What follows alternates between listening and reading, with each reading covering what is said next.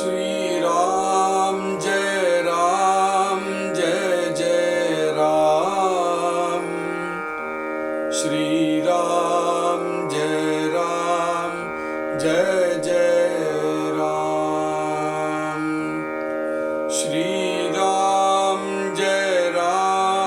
जय जय राम। श्री राम जय जय राम। श्री राम जय जय राम। श्री राम जय जय राम। श्री राम जय जय राम।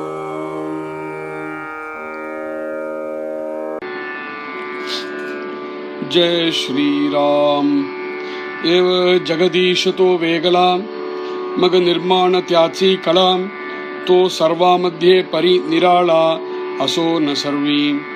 म्हणोनी भूतांचा कर्दमो यासी अलिप्त आत्मारामो, अविद्या गुणे माया भ्रमो सत्यची वाटे।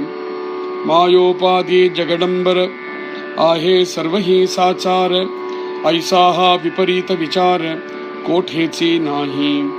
म्हणोनी जगमिथ्या साच आत्मा, सर्वापर जो परमात्मा, अंतर्बाह्य अंतरात्मा व्यापूनी असे। तयास म्हणावे देव ये रहे अवघेची वाव, ऐसा आहे अंतर्भाव वेदांतीचा।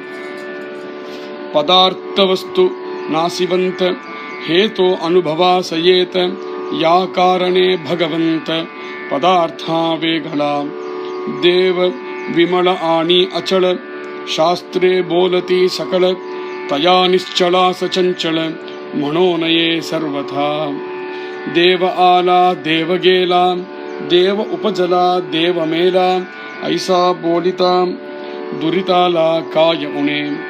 जन्म मरणाची वार्ता देवास लागे न सर्वथा, देव अमरजाची सत्ता त्यासी मृत्य कैसेनी। उपजणे आणि मरणे, येणे जाणे दुःख भोगणे, हे त्या देवाचे करणे, तो कारण वेगळा।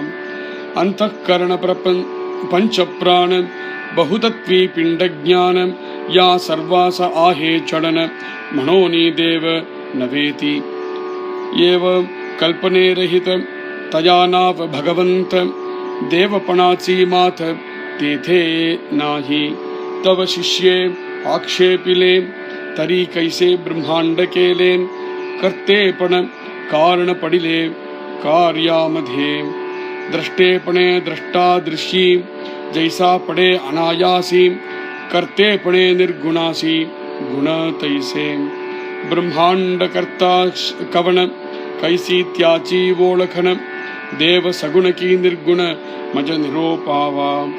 एक म्हणती त्या ब्रह्मा ते इच्छा मारते, सृष्टी करते त्या परते कोण आहे।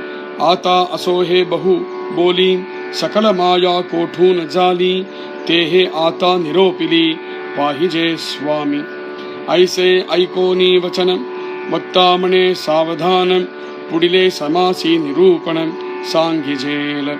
ब्रह्मी माया कैसी झाली पुढे असे निरोपिली, श्रोती वृत्ती सावध केली पाहिजे आता। पुढे हेची निरूपण विशद केले श्रवण, जेणे होये समाधान साधकांचे। इति श्रीदासबोधे गुरुशिष्य संवादे देवदर्शन नाम समास पहिला। जय श्री राम। जय श्रीराम। ஒரு குருநாத்தாள போய் சரணம் அடைஞ்சதுக்கு அப்புறம்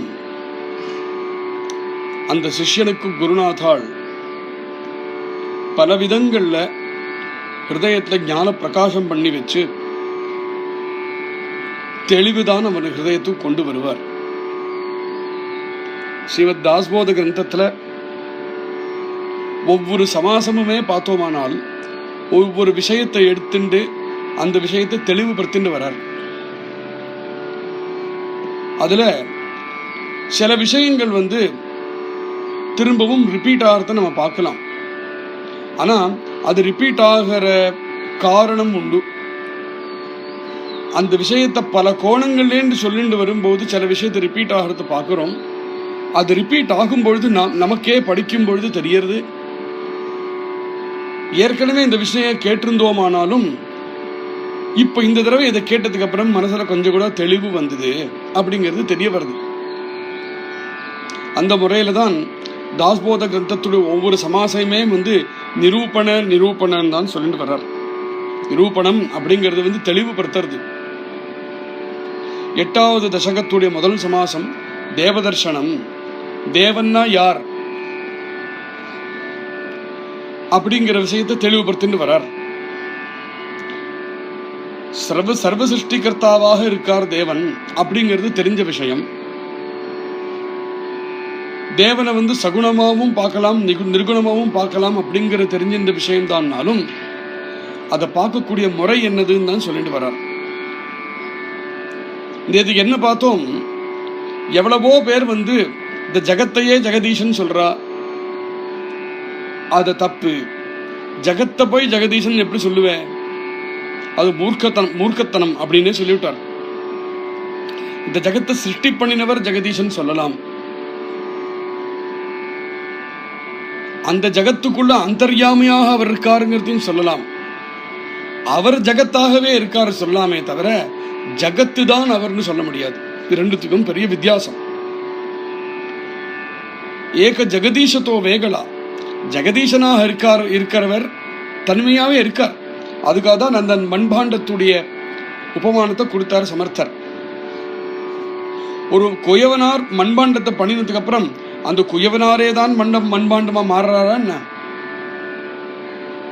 இல்லை சில்பம் பண்ணக்கூடியவர் ஒரு கோபுரத்தை கட்டினதுக்கு அப்புறம் அவராகவே கோபுரம் ஆடுறாரா என்ன? இல்லையே, நிர்மாணம் பண்ணினவர் தனியாக தான் எப்பவுமே இருப்பார். அது மாதிரி ஜெகதீஷதோ வேகளா, ஜெகதீஷன் தனியாக தான் இருப்பார். ஜெக நிர்மாண தியாச்சி கலா, இந்த ஜகத்தை இப்படி சிருஷ்டி பண்ணி இப்படி நிர்மாணம் பண்ணினது இருக்கே அது அவருடைய கலை. தோ சர்வா மத்தியே பரி நிராளா அசோனி சர்வி. பிராபஞ்சிகமான உதாரணத்தை மண்பாண்டத்தை எடுத்துக்கும் பொழுது குயவனார் மண்பாண்டம் பண்றவர், குயவனார் கையினால பண்ணப்பட்டது மண்பாண்டம், அந்த மண்பாண்டத்துக்கு தேவையானது களிமண்ணு. இது 3 இருக்கு. இதுல குயவனார் வேற, அந்த களிமண்ணு வேற. அந்த களிமண்ணால மண்பாண்டத்தை பண்ணின வேலை அந்த குயவனாருடைய கலை. குயவனார் மாதிரி ஜெகதீஷன் சொன்னாலுமே ஒரு வித்தியாசம். ஏன்னா அதுக்கு ஈக்குவல் ஒரு உதாரணம் சொல்ல முடியாது. என்னதுன்னா, குயவனார் மண்பாண்டமாக மாறல, குயவனார் தனியாவே இருக்கான். அது மாதிரி ஜெகதீஷன் ஜெகத்தா மாறலே, ஜெகதீஷன் தனியாவே இருக்கான். ஆனால் குயவனார் மண்பாண்டத்தை பண்ணின பொழுது எந்த களிமண்ணால அந்த மண்பாண்டத்தை பண்ணினானோ அதுவும் தனிப்பட்ட ஒரு வஸ்து. அந்த வஸ்துவை எடுத்துட்டு இவன் பண்ணினான். ஆனா ஜகத்தை சிருஷ்டிக்கிறதுக்கு ஜெகதீஷன் எதை பிரயோஜனப்படுத்தியிருப்பார்? ஜெகதீஷனை தவிர ஒரு வஸ்து இருந்ததுன்னா அப்புறம் அந்த வஸ்துவும் ஜெகதீஷன் மாதிரி மகத்தா இருந்திருக்குமே. அது முடியாத விஷயம். ஜெகதீஷன் தானேதான் சர்வமாக ஆகி ஜகத்தையும் சிருஷ்டி பண்ணினார். தோ சர்வா மத்தியே. அதனால ஜகத்தை சிருஷ்டி பண்றதுக்கு எந்த பஞ்சமகாபூதங்களை அவர் பிரயோகப்படுத்தினாரோ அந்த பஞ்சமகாபூதங்களாகவும் தானே தான் இருக்கார். ஆனால் தனிமையா இன்னும் நின்று இருக்கார். நிராளா சர்வா மத்தியே, எல்லாத்துக்குள்ளேயும் அவர் தான் இருக்கார். ஆனா அது அவராட ஆட முடியாது. அவர் எதுக்குள்ளேயும் இருக்கார், அசோனி சர்வி. அதனால குயவனாருடைய உதாரணத்துக்கும் இதுக்கும் அதுதான் வித்தியாசம். குயவனார் அங்கேயும் தனியா இருக்கார், இங்கேயும் தேவன் தனியா இருக்கான். ஆனா குயவனார் எந்த மண்ணை பிரயோகப்படுத்தினானோ அந்த மண்ணும் தனிப்பட்ட வஸ்து ஏற்கனவே இருந்தது. ஆனா ஜெகதீசனுக்கு இந்த சிருஷ்டி நிர்மாணம் பண்றதுக்கு எந்த பூதமும் முன்னாடியே கிடையாது. அந்த பூதத்தையும் தானே தான் சிருஷ்டி பண்ணினார். அதுக்கப்புறம் தான் அதை வச்சுண்டு ஜெகத்தை சிருஷ்டி பண்றார். அதனால தானே சர்வமாகவும் இருக்கார். மனோனி பூதாச்சா கர்தமோ யாசி அலிப்த ஆத்மாராம. ஆத்மாராமனாக இருக்கிறவன் அந்த பூதம் அப்படி இருக்கே, பஞ்ச மகாபூதங்கள் இருக்கே, பஞ்ச மகாபூதங்கள்ல இருந்து தனியாகவே நின்று இருக்கார். அந்த பூதங்கள் வந்து என்ன லேசுப்பட்டதா? அந்த பஞ்சமகாபூதம் அப்படிங்கிறது லேசுப்பட்ட விஷயமா? எப்பேற்பட்ட விசாலமான விஷயம் அது. ஆனா அதுக்கு எல்லாத்துக்கும் மேல ஆளக்கூடியவனாக அவர் இருக்கார். யாசி அலிப்த ஆத்மாராமோ. ஆத்மாராமனாக இருக்கக்கூடிய அந்த பரபிரம்மம் இது எல்லாத்திலிருந்தும் ஒட்டிக்காமல் அலிப்தமாக இருக்கு. ஆனா நாம் யாருமே வந்து அந்த ஆத்மாராமனை பார்க்கறதுல, அந்த ஆத்மாராமன் சிருஷ்டிச்ச ஜகத்தை தான் பார்க்கிறோம். அவித்யினாலையும் மாயையினால இருக்கக்கூடிய பிரமையினாலையும் சிருஷ்டித்த இந்த ஜகத்தை பார்த்துன்னு இதை சத்தியம் நினைச்சுட்டு இருக்கோம். அதுக்குள்ள இருக்கக்கூடிய அந்தர்யாமியாக இருக்கக்கூடிய அந்த பிரம்மத்தை பார்க்கல. அவித்யா குணே மாயா பிரமு சத்திய சீவாட்டே. மாயை வந்து ஒரு பிரமையை கிரியேட் பண்ணி அதனால ஒரு சிருஷ்டியை நம்மளுக்கு காமிக்கிறத சத்தியம் அப்படின்னே எண்ணிட்டு உட்காந்துருக்கோம். மாயோபாதி ஜெகடம்பர ஆஹே சர்வஹி சாச்சார ஐசாஹா விபரீத விசார கோட்டே சீனாஹி. நம்மளுடைய பெரியோர்களோ நம்மளுடைய சந்துக்களோ ரிஷிக்களோ யாருமே வந்து இந்த மாயைய சத்தியம் அப்படின்னு இன்னி வரையும் ஒத்துக்கவே இல்லையே. அந்த சத்தியமா ஒத்துக்கவே முடியாதே. இந்த விஸ்வம் எவ்வளவுதான் பெருசா இருக்கட்டுமே, மாயையினால நிர்மாணம் பண்ணப்பட்டதுதான். ஆனா பார்க்கறதுக்கு சத்தியம் போல இருக்கு, சத்தியம் இல்லை. அதுதானே மாயையுடைய வேலை. யாருமே நம்மளுடைய பெரியோர்கள் ஞானிக்கள் அதனாலதான் இந்த விஸ்வத்தையோ இந்த மாயையோ சத்தியம் அப்படின்னு ஒரு நாளும் ஒத்துக்கலை. கோட்டே சீனாகி. அப்படி ஒத்துணுட்டானால் அது விபரீதமான விசாரமாக மாறிவிடும். மனோனி ஜெகமித்யா சாச்ச ஆத்மா. இதனால்தான் ஜெகத மித்யைன்னு சொல்றோம். சத்தியம் வந்து ஆத்மாதான். சர்வாபரஜோ பரமாத்மா. அதே ஆத்மாதான் எல்லாத்துக்கும் மேல தனிப்பட்ட முறையா நிற்கும் போது பரமாத்மான்னு சொல்றோம். எல்லாத்துக்குள்ளேயும் பிரவேசிச்சு எல்லாத்துக்குள்ளேயும் அது இருக்கும் பொழுது அது அந்தராத்மான்னு சொல்றோம். எல்லா இடத்திலும் உள்ளும் வெளியிலும் வியாபித்து இருக்கும் பொழுது அந்தராத்மான்னு சொல்றோம். ஆனா இது எல்லாத்திலேருந்தும் அலிப்தமாக தனியா நிற்கிறத பரமாத்மான்னு சொல்றோம். தயாசமனாவே தேவ, இதுதான் தேவன் அப்படின்னு கன்க்ளூட் பண்றாரு இங்க சமர்த்தர். ஏரஹே அவகேச்சி பாவ. இதை தவிர வேற ஏதாவது யாராவது அவங்கள்ட்ட சொன்னானால் அவ்வளவும் வரும் வீண் பேச்சு. ஐசாஹே அந்தர்பாவ வேதாந்தீச்சா. இப்படி நான் சொல்றேன் நீங்க நினைக்காதீங்க. இது வேதாந்தத்துடைய ஹிருதயமே இதுதான். எதை நான் இப்ப சொன்னேனோ அதுதான் தேவன். அது இல்லாததெல்லாம் எவனாவது தேவன் சொன்னாலும் அதெல்லாம் யாரும் கேட்க வேண்டாம். ஏன்னா நான் சொன்ன விஷயம் வேதாந்த விசாரம் ஏதோ அதுதான் சொன்னேன்.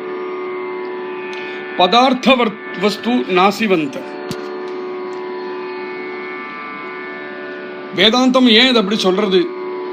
ஏன்னா நீ எந்த விஸ்வத்தை பார்க்கிறையோ அந்த விஸ்வம் இன்னைக்கோ நாளைக்கோ பல ஆயிரங்கள் வருஷம் அப்புறமோ எப்போ வந்தாலும் நாசத்தை அடையக்கூடியதுதான். இந்த விஸ்வம் நாசத்தை அடையக்கூடியது அப்படிங்கிறது உன்னுடைய தைனந்தினமான வாழ்க்கையிலேயே பார்க்கலாமே. ஒன்னு சுத்தீவர் இருக்கிற எவ்வளவோ விஷயங்கள், சுத்தீவர் இருக்கிற மனுஷர்கள், சுத்தீவர் இருக்கிற ஜீவன்கள் ஒன்ன பார்த்தாலே ஒன் பரியந்தம் பார்த்ததுன்னா எதுவுமே க்ஷணத்துக்கு க்ஷணம் க்ஷணத்துக்கு க்ஷணமும் அழிவு அடையிறதுன்னு தெரியறது இல்லையா? விஸ்வமே அப்படிதான் இருக்குன்னு தெரியறது இல்லையா? அழிவு அடையக்கூடியது எப்படி பரமாத்மாவாக இருக்க முடியும்? ஏன்னா அழிவு அடையக்கூடியது பரமாத்மா அப்படின்னு சொல்லிட்டு கொஞ்ச நாளைக்கு அப்புறம் பரமாத்மா கிடையாதுன்னு ஆயிடும். எப்போ கொஞ்ச நாளைக்கு அப்புறம் பரமாத்மா கிடையாதுன்னோ கொஞ்ச நாளைக்கு முன்னாடியும் அது இல்லைன்னு ஆகும். ரெண்டும் இல்லையே. பரமாத்மாக்கு ஆதியும் கிடையாது, அந்தமும் கிடையாது. அதனால எந்த பதார்த்த வஸ்து பார்த்தையோ எல்லாம் நாசிவந்தம் அப்படின்னு ஹேத்தோ அனுபவாச ஏத்த. ஏற்கனவே உன்னோட அனுபவத்திலேயே உனக்கு தெரிஞ்ச விஷயம். யா காரணே, அதனால பகவந்த பதார்த்த வேகடா, உன்னை சுத்தி வர என்னெல்லாம் பதார்த்தங்கள் பார்க்கிறையோ அந்த பதார்த்தங்கள் எல்லாத்திலேருந்தும் தனிமையா இருக்கக்கூடியதுதான் பரமார்த்தம். தேவ விமல ஆணி அச்சல, தேவன் அப்படிங்கிறது விமலமாக இருக்கக்கூடியது. மேல தேவன்னா யாரு? தேவ தர்சனம் பண்ணி வைக்கிறார் இந்த சமாசத்துல. மேல சொல்றார் தேவ விமல ஆணி அச்சல, பரமசுத்தமா இருக்கக்கூடியதுதான் தேவன், அச்சலமா இருக்கிறது தான் தேவன். காலம் தேசம் நியமம் எதுனாலையும் எப்பேற்பட்ட பாதையும் ஏற்படாம இருக்கிறது தான் தேவனுடைய குணம். இப்படின்னு தான் சாஸ்திரங்கள் சொல்றது. சாஸ்திரே போலித்தி சகல, சாஸ்திரங்கள் சொன்ன விஷயத்தை தான் சொல்றேன். தயா நிச்சலாச சஞ்சல மனோனயே சர்வதா. அதனால எது சலனம் அடையாதோ, சலனம் அப்படிங்கிறது அசைவு. தேவன் இங்க இல்லை அங்க இருக்கான் அப்படின்னா தான் அங்கேருந்து இங்க வரணும். தேவன் இங்கும் இருக்கான் அப்படின்னா எங்கேருந்தும் எங்க போக வேண்டிய அவசியமும் கிடையாது. அதனால தேசத்தை பொறுத்தவரை சலனம் இல்லை. தேவன் அப்போ இல்லை இப்போ இருக்கான், இப்போ இல்லை அப்புறம் வரப்போறான் அப்படி சொன்னாதான் தேவன் இப்போ இருக்கிறதுலேருந்து அப்போ வரணும், அப்போ ஒரு சலனம் அடையணும். ஆனா தேவன் காலத்துக்கு உட்பட்டதாக இல்லாததுனால, எப்பவுமே தேவன் இருக்கிறதுனால அச்சலம். காலத்தினாலேயோ தேசத்தினாலேயோ எந்த காரணத்தினாலையும் தேவனுக்கு மாற்று, தேவனிடத்துல எந்த மாற்றமும் வேற ஏற்படாது, எந்த உபாதியும் தேவனிடத்துல வராது, மாற்றமே அடைய மாட்டார். அப்போ எந்த விஷயத்திலே தேவனுக்கு அசைவு அப்படிங்கிறது மாற்றம் அப்படிங்கிறது அர்த்தம். எந்த விதத்திலையும் மாற்றம் அடையாதவர் அவர் தேவன். அதனால எவன் மாற்றமே அடைய மாட்டானோ அவனை போய் மாற்றம் அடையக்கூடியவன் அப்படின்னு சொல்லி அனாவசியமா பேச்சு வேண்டாம். தேவ ஆலா, தேவன் வந்தான். தேவ கேலா, தேவன் போனான். தேவ உபஜலா, தேவன் ஜன்மம் எடுத்தான். தேவ மேலா, ஜன்மம் மரணம் அடைஞ்சான். இதெல்லாம் தேவனுக்கு இதெல்லாம் கிடையவே கிடையாது. ஐசே போலதா துரிதாலா காயே உனே. அதனால இது மாதிரிலாம் எதையாவது சொன்னோமானால் இதுவுமே ஒரு பாப்பம் தான் அப்படின்னு விட்டார். தேவன் வந்தான் போனான்னு எப்படியா சொல்றது? தேவன் பிறந்தான் செத்தான் எப்படியா சொல்றது? இது எல்லாத்துக்கும் அப்பாற்பட்டவன் ஆச்சு. ஜன்ம மரணாச்சி வார்த்தா தேவாச லாகேனா சர்வதா. ஜன்மம் மரணம் அப்படிங்கிறது இந்த பிரபஞ்சத்துல இருக்கக்கூடிய ஒரு நிலைதானே தவிர இந்த பிரபஞ்சத்தை தாண்டி போயிட்டோம்னா அதெல்லாம் கிடையாதே. அதனால தேவனுக்கு ஜன்மம் மரணம் ரெண்டுமே அந்த பேச்சே கிடையாது. தேவ அமர ஜயாச்சி சத்தா தியாசி மிருத்த கைசேனி. தேவன் அப்படிங்கிறது அமரன். ஜாச்சி சத்தா தியாசி மிருத்ய கைசேனி. எவன் ஜன்மம் மரணம் இது ரெண்டுத்துக்கும் அதிபதியாக எவன் இருக்கானோ அவனுக்கு எங்கேந்து மரணம்? ஜன்மம் மரணம் அப்படிங்கிறது இந்த லோகத்துல இருக்கக்கூடிய ஒரு குணம். அதையே இவன் தானே சிருஷ்டிப்படுத்தினான். காலத்தையே சிருஷ்டிப்படுத்தினவன் இவன், தேசத்தையும் சிருஷ்டிப்படுத்தினவன் இவன்னா இவனுக்கு எங்கேந்து மரணம்? உபஜனே ஆணி மரணே. பிறக்கிறதும் சாகிறதும், ஏனே ஜானே வரதும் போகிறதும், துக்க போகனே துக்கங்களை அனுபவிக்கிறதும், ஹேத்யா தேவாச்சே கரணே தோ காரண வேகளா. இதெல்லாம் இந்த லோகத்தில் இருக்கக்கூடிய விஷயம், பிராபஞ்சிகமாக இருக்கக்கூடிய விஷயம். இதெல்லாம் ஜன்ம மிருத்யு வரது போகிறது, துக்கம் போகம் பண்றது, இது எல்லாமே தேவனால படைச்ச இந்த படைப்புல இருக்கக்கூடிய விஷயம். ஒரு விதத்துல பார்த்ததுன்னா இது எல்லாத்துக்கும் காரணம் தேவன். ஹேத்யா தேவாச்சே கரணே. இவன் அவன் பண்ணி வச்ச வேலை தான் இதெல்லாம். தோ காரண வேகடா. எப்ப அவன் தான் இதை பண்ணி வச்சானோ அவன் இதுல இருந்து தனியா தான் இருப்பான். அவனுக்கு இதெல்லாம் எஃபெக்ட் பண்ணாது. அந்தఃகரண பஞ்ச பிராண பகுதத்வி பிண்ட ஜான யா சர்வாச ஆகே சலன மனோனி தேவனவேதி. நம்ம நிறைய விஷயங்கள் சொல்றோம். அந்தఃகரணம் அப்படின்னு சொல்றோம். அந்தःகரணனை போய் சில பேர் தேவன் அப்படின்னு சொல்லுவா. பஞ்ச பிராணனை போய் சில பேர் தேவன் சொல்லுவா. தத்துவங்களை போய் தேவன் சொல்லுவா. பிண்ட ஞானத்தை போய் தேவன்னு சில பேர் சொல்லுவா.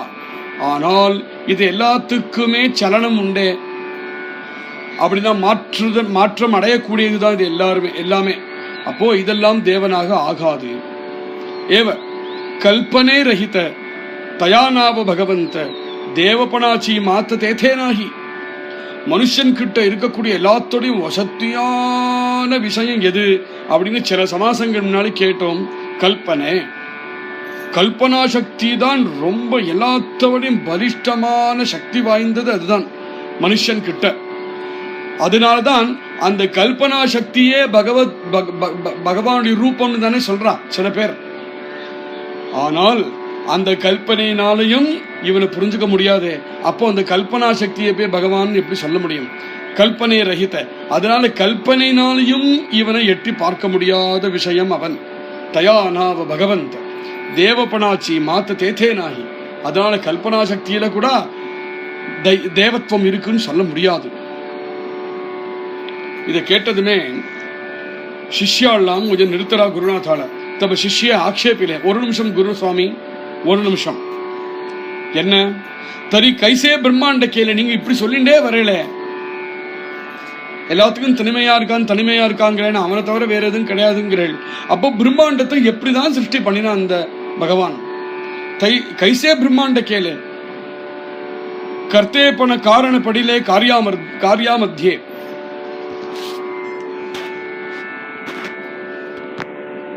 இவன் தான் எல்லாத்தையும் நிர்மாணம் பண்ணினான் நீங்க சொல்றேன் இவன் தான் இந்த நிர்மாணத்தை பண்ணவும் பண்ணினான்னு சொல்றேன் ஆனா இதுல இருந்து தனியாவும் நின்று இருக்கான்னு சொல்றேன் அது எப்படி முடியும் நான் ஒரு காரியத்தை பண்ணினேனால் அந்த காரியத்திலிருந்து தனியா நான் எப்படி நிற்கிறது காரியம் பண்ணினவனாக தானே அப்புறம் போகிறேன் ரொம்ப ஆழமான விஷயம் இது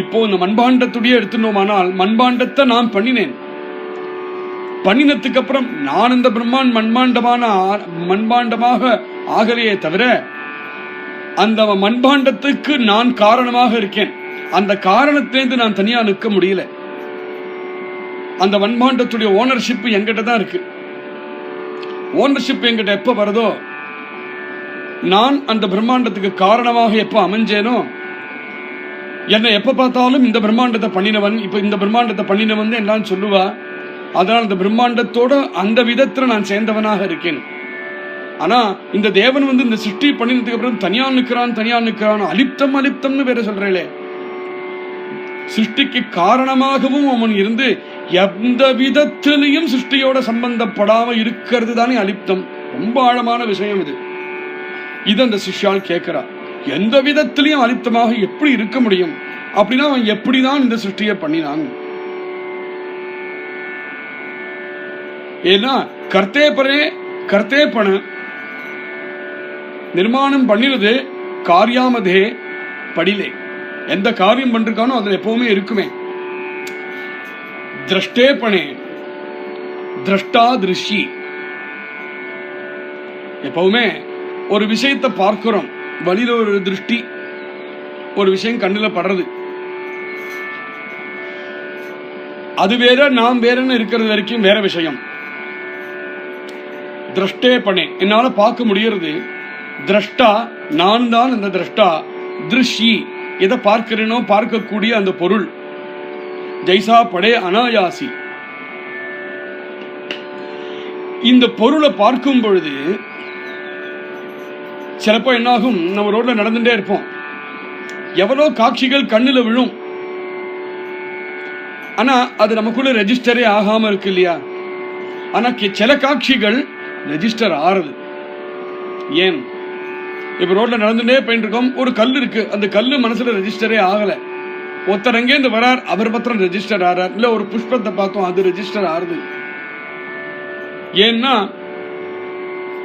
எது என்னுடைய மனசுல ரெஜிஸ்டர் ஆலையோ அதுல எனக்கு கவனம் இருக்கலை அப்படின்னு அர்த்தம் எது ரெஜிஸ்டர் ஆச்சோ அதுல கவனம் இருக்குன்னு அர்த்தம் அப்ப கவனம்னா என்ன எதை பார்த்தோமோ எந்த பொருளை பார்த்தோமோ அந்த பொருளுக்கு கூட நாம் ஒரு சம்பந்தத்தை உண்டாக்குறது தான் கவனம் ரொம்ப ஆழமான விஷயம் சொல்றாரு அந்த சம்பந்தத்தை உண்டாக்கும் பொழுது நம்மளுக்கும் அவளுக்கும் ஒரு சம்பந்தம், எதை பார்த்தோமோ அந்த பொருளுக்கும் சம்பந்தம் உண்டாகும். சாதாரணமான பார்க்கக்கூடிய விஷயத்திலேயே அப்படி சம்பந்தம் இல்லாம என்னால பார்க்க முடியாது. பார்க்கறதுன்னா சும்மா பார்க்கறது இல்லையே, மனசுல வாங்கிக்கிறது தானே பார்க்கறது. அதனால சாதாரணமான பார்க்கக்கூட விஷயத்திலேயே சம்பந்தம் இல்லாம நான் பார்க்க முடியாதுன்னா ஒரு காரியத்தை மாத்திரம் சம்பந்தம் படாம நான் பண்ண முடியுமா? அப்போ இப்பேற்பட்ட விஸ்வகர்த்தாவாக இருக்கக்கூடிய பிரம்மம் இப்பேற்பட்ட விஸ்வத்தையே நிர்மாணம் பண்ணிட்டு சம்பந்தப்படாம எப்படி இருக்கும்? ஏன்னா சம்பந்தம் படுறதுங்கிறதே ஜெய்சா படே அனாயாசி. சம்பந்தம் படுறதே ரொம்ப அனாயாசமா நடக்கிறது. கர்த்தே பட நிர்குணாசி குணத்தைசே. அப்போ நிர்குணமாக இருக்கக்கூடிய பிரம்மத்துக்கிட்டையும் இப்படிதானே இருக்கணும். ஆனா அந்த பிரம்மத்தை நிர்குணம்னு வேற சொல்றேன். அப்போ அந்த பிரம்மம் நிர்குணமாகவும் இருந்துருக்கு, அதுகிட்ட எந்த குணமும் இல்லைன்னு சொல்றேன். அது எதிர்த்தையும் சம்பந்தம் படலைன்னு சொல்றேன். ஆனா அதுதான் சர்வத்துக்கும் காரணம்னு சொல்றேனே, இது எப்படி? பிரம்மாண்ட கர்த்தா கவன. அப்போ இந்த பிரம்மாண்டத்தை சிருஷ்டி பண்ணின கர்த்தா எவன்? கைசி தியாச்சி ஓலகன. இப்பேற்பட்ட ஒரு பிரம்மத்தை நான் ஐடென்டிஃபையே பண்ண முடியாம இருக்கேன். ஏன்னா அது மனசுக்கே புரியாம இருக்கு எனக்கு. அப்ப யாரு நான் அப்படி ஓலக்கன, நான் அவரை எப்படி ஐடென்டிஃபை பண்ண முடியும்? தேவ சகுணக்கி நிர்குண. இந்த தேவன் சகுணம் தானா, இந்த தேவன் நிர்குணம் தானா? மஞ்சள் நிரோபாவே கொஞ்சம் தெளிவுபடுத்தணும் நீங்க அப்படின்னு பேர்பட்ட ஆழமான ஒரு கேள்வியை கேட்கிறார்.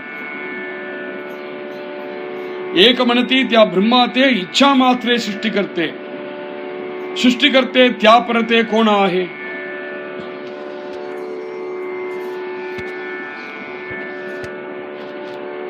சில பேர் சொல்றா பரபிரம்மம் சங்கல்பத்தினால சிருஷ்டி பண்றதுன்னு சொல்றா. சங்கல்பத்தினால சிருஷ்டி பண்றதுனா என்ன? சங்கல்பத்தினால சிருஷ்டி பண்றதுனா என்ன? சிருஷ்டிகர்த்தே தியாபரத்தே கோணாஹே. ஏன் வேதம் சங்கல்பத்தினால அவன் சிருஷ்டி பண்றான் அப்படின்னு சொல்றது? இது சத்குருநாத்தால் சொல்லக்கூடிய பதில். இது சிஷ்யன் கேட்ட கேள்விக்கு. சங்கல்பம் மாத்திரம் இல்லாமல், சங்கல்பத்தினால இல்லாம சிருஷ்டி பண்ணினான்னு வச்சுப்போம். சித்த நேரம் முன்னாடி சொன்ன மாதிரி, அப்ப சிருஷ்டி பண்றதுக்குன்னு ஒரு பொருள் தனியா இருக்கணுமே.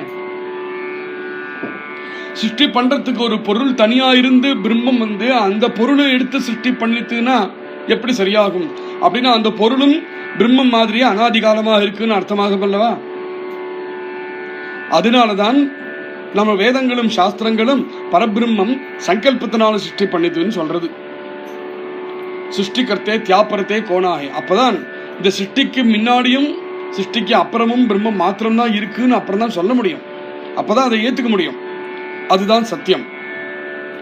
ஆத்தா அசோஹே பகுபோலி. இப்ப இந்த சிஷ்யன் கேட்ட கேள்வி சம்பந்தம் படாம எப்படி இருக்கான்னு சிருஷ்டி கேட்டார். சிஷ்யன் கேட்டான், இவ்வளவு சிருஷ்டியும் பண்ணினதுக்கு அப்புறம் நான் இந்த பிரபஞ்சத்தை எதை சிருஷ்டி பண்ணினாலும் சிருஷ்டி பண்றதை விடுங்கோ, சாதாரண ஒரு பொருளை கண்ணால பார்த்தாலுமே சம்பந்தப்படாம அந்த விஷயத்துல நான் ஈடுபடவே முடியாது. சும்மா கண்ணால பார்க்கிற விஷயத்திலே சம்பந்தம் படாம ஈடுபட முடியாதுன்னா நான் சிருஷ்டி பண்ற விஷயத்துல சம்பந்தம் பட்டேதானே சிருஷ்டி பண்ணி ஆனும். அப்போ அந்த பரபிரம்மம் சம்பந்தம் படாம சிருஷ்டி படுறதுன்னு நீங்க சொல்றீங்க, அது எப்படி? அதான் சிஷ்யன் கேட்ட கேள்வி. அதுக்கு அருமையான பதில் சொல்றாரு இங்க சமர்த்தர்.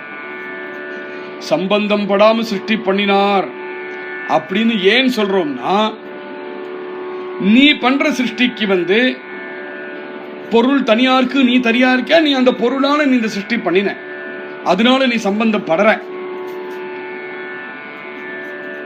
பிரம்மம் சிருஷ்டி பண்ணும் பொழுது எதனால சிருஷ்டி பண்ணணுமோ அந்த பொருள் தனியா பிரம்மத்தை தவிர ஒன்னும் இல்லாததுனால அந்த பிரம்மமே அந்த பொருளாகவும் ஆகி அந்த பிரம்மமே அந்த சிருஷ்டியம் பண்றதுனால பிரம்மத்துக்கு சம்பந்தம் படுத்திக்கணுங்கிறது கிடையாது. ரெண்டு வெவ்வேறு பொருள் இருந்துனாதான் சம்பந்தப்படுத்தணும். ஒரே ஒரு பொருளா இருந்தால் சம்பந்தப்படுத்த வேண்டிய அவசியம் இல்லை. இது புரியறது மனசுக்கு இல்லையா? அதனால இந்த சிஷ்யன் கேட்ட கேள்விக்கு இந்த பதில் இப்படி கொடுக்கிறார். எப்போ சிருஷ்டி பண்றதுக்கு பொருள் தனியே இல்லையோ, தான் தான் சிருஷ்டிக்கு முன்னாடியும் தான் தான் சிருஷ்டிக்கு அப்புறமும் இருக்கான்னு எப்போ இருக்கோ சம்பந்தம் பட வேண்டிய அவசியமே இல்லை. சம்பந்தம் படாம இருக்காங்கிறத விட அவருக்கு சம்பந்தம் பட வேண்டிய அவசியமே இல்லை. அப்படின்னா சம்பந்தம் படாம இருக்கிறது இப்படி அவர் சிருஷ்டி பண்றாருன்னா பொருளே இல்லாம எப்படியா சிருஷ்டி பண்ணினார் அப்படிங்கிற கேள்வி அவன் மனசுல வருது. அதுக்குதான் அதை சொன்னேன்.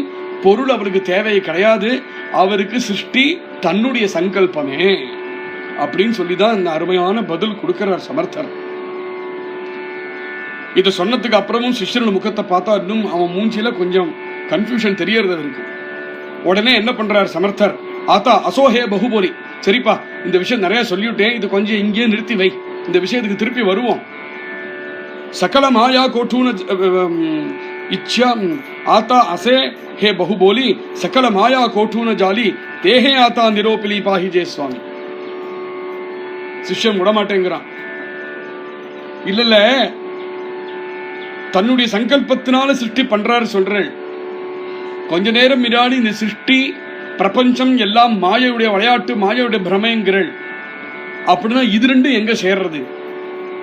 சகல மாயா கோட்டுன்னு ஜாலி, எப்போ இவர் தான் எல்லாத்தையும் சிருஷ்டி பண்ணாரோ திடீர்னு இதெல்லாம் எப்படி மாயையா மாறித்து? அருமையான கேள்வி. எதுவுமே இந்த ரெண்டுத்தையும் இவர் தானே சொன்னார். தானே சிருஷ்டி பண்றார், தன் சங்கல்பத்தினால சிருஷ்டி பண்றார். அப்புறம் வேற இடத்த இந்த சிருஷ்டியே மாயைன்னு சொல்றார். இது ரெண்டும் சேரவே மாட்டேங்கிறது எங்கேயும்.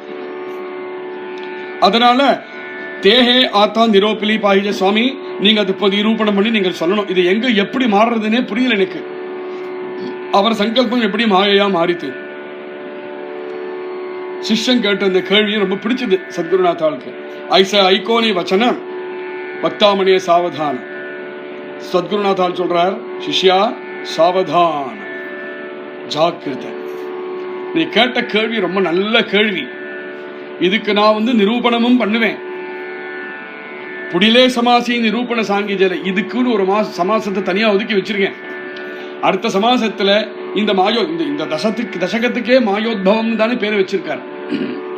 மாயோத்பவம்னா ஏதோ மாயை மேஜிக்னு இல்லாமல் இப்பேற்பட்ட ஆழமான விஷயத்தை புரிஞ்சுக்கிறதுனாலதான் ஞான தசகம்னு இதுக்கு பேர் வச்சிருக்காரு.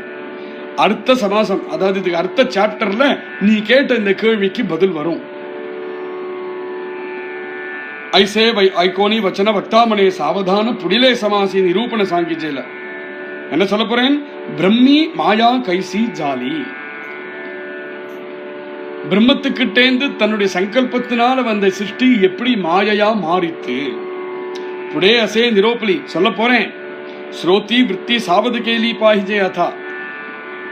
அருமையான கேள்வி கேட்டிருக்கப்பா, அதுக்கு நான் பதிலையும் சொல்ல போறேன். உன்னுடைய விருத்திகள் எல்லாத்தையும் சாவதானமான நிலையில கொண்டு போய் நிறுத்தி ரெடியா இரு. புடே ஹேச்சி நிரூபண, இதுதான் மேல வரக்கூடிய நிரூபணமே. நான் என்ன சொல்லணும் அடுத்ததுன்னு நினைச்சேனோ அதையே நீ தானா கேள்வியா கேட்டுட்ட. அப்படின்னா என்ன அர்த்தம்? நான் சொல்ல சொல்ல உன் ஹிருதயத்துல வரக்கூடிய கேள்விகள் கரெக்டான கேள்வி, கரெக்டான டயத்துக்கு வருது அப்படின்னா சரியான மார்க்கத்துல போயிட்டு இருக்கோம்னு அர்த்தம். விஷதகேலே சிரவண ஜேனே ஹோய சமாதான சாதகாஞ்சே. இதுதான் உண்மையான சத்குருநாதனுக்கும் சாதகனுக்கும், அதாவது சிஷ்யனுக்கும் இருக்கக்கூடிய ஒரு ரிலேஷன்ஷிப். அவர் சொல்ல சொல்ல மனசுல வாங்கிண்டே போவான் சிஷ்யன். சிஷ்யன் வாங்கிட்டு போக போக தன் மனசுல வரக்கூடிய பல கேள்விகள் வரும். நிசங்கோச்சமாக அந்த கேள்விகளை சிஷ்யன் சத்குருநாதாரிடத்தை கேட்பான். அவன் கேட்க கேட்க இன்னும் தெளிவுபடுத்தின்றே போவார். நேரம் அப்படியே இருக்கிறதையே இருக்கிற மாதிரி சொல்லி கொடுத்தனால் அது பிரயோஜனம் கிடையாது. அது ஹிருதயத்தை ஏறவே ஏறாது. அந்த குவெஸ்ட், அந்த கேள்வி, அந்த தேடுதல், அந்த கியூரியாசிட்டி, அந்த ஆர்வம், அதெல்லாம் சிஷ்யன் கிட்ட இந்த வர வர வர வர சத்குருநாதால் கொடுத்து போச்சுனாதான் அது ஹிருதயத்தை போய் ஆணித்தரமா உட்காரும். விஷத கேலே சிரவணம். அதனால நான் என்னெல்லாம் இதுவரைக்கும் சொன்னேனோ ஏகாகிர சித்தத்தோட நீ கேட்டிருக்க, மேலையும் ஏகாகிர சித்தத்தோடையே கேட்டுட்டு போ. ஏன்னா நான் சொல்லக்கூடிய இந்த விஷயங்களை உன் மனசுல கேள்வி எழும்ப எழும்ப நான் சொல்லும் பொழுதுதான் அந்த கேள்விக்கு ஒரு தெரியா ஒரு பதில் உனக்கு கிடைக்கும். நான் அதுக்கெல்லாம் அந்த கேள்விகளுக்கெல்லாம் பதில் சொல்லாமல் நேர ஞானத்தை சொன்னேனானால் அதுக்கு ஆதாரம் இல்லாம போயிடும். இந்த கேள்விகளுக்கு பதில் கிடைக்கும் போது இது பதில் இல்லை, இந்த கேள்விகளுக்கு சமாதானம் உண்டாகிறது. அதனால படிப்படியா இந்த விஷயங்கள்ல உனக்கு சமாதானம் உண்டாக ஜேனே ஹோய சமாதான சாதகாஞ்சே, சாதகனாக இருக்கக்கூடிய உனக்கு எல்லா சமாதானங்களும் கிடைச்சு கடைசியில சம்பூர்ணமான சமாதானமான நிலையில நிற்பாய். அந்த நிலையில பார்த்தையானால் பிரம்மத்தை அடைஞ்சவனாக நீ இருப்பாய் அப்படின்னு தாஸ்போதத்துல குரு சிஷ்ய சம்பாதமாக இருக்கக்கூடிய தேவதர்ஷனம் அப்படிங்கிற நாமத்தோட இருக்கக்கூடிய இந்த முதல் சமாசம் இதோட பூர்த்தி ஆகுது. நாளைக்கு 2வது சமாசம் ஆரம்பிப்போம். சூக்ஷ்ம ஆசங்கா நிரூபணம் என்கின்ற அந்த சமாசத்துக்கு பேர். ஜெய் ஸ்ரீராம். ஸ்ரீராம் ஜெய ராம் ஜெய ஜெய ராம். ஸ்ரீராம் ஜெய ராம் ஜெய